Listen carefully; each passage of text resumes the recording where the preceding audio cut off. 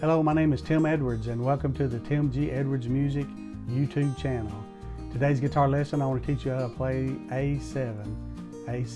So let's get started.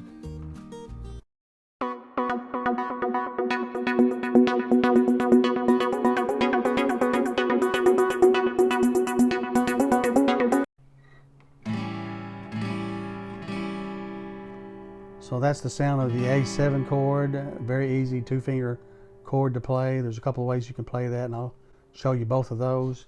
To play this chord, you place finger number 2 on the 4th string of the 2nd fret, and then skip a string and place finger number 3 on the 2nd string of the 2nd fret. Then play strings 5 on down. Okay, so that very bottom string will be open, and the 3rd string will be open.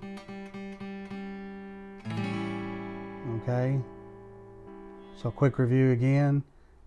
Place finger number 2 on the 4th string of the 2nd fret, skip a string, place finger number 3 on the 2nd string of the 2nd fret, strum strings 5 on down.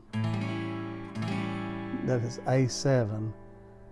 Another way to play A7, I taught you how to play A previous lesson. Finger number 1 on the 3rd string of the 2nd fret, finger number 2 of the 4th string of the 2nd fret, finger number 3 on the 2nd string of the 2nd fret. That was the A major chord. And then you can place your finger on this 3rd fret of the 1st string. That makes it a G note. And that is also an A7. Okay. Of course, that's requiring 4 fingers to play, and it's a whole lot easier just to play these 2 fingers. Okay, so this is the open G, and then if you place that little pinky down, you're just making an octave higher G. So that's an A7 chord.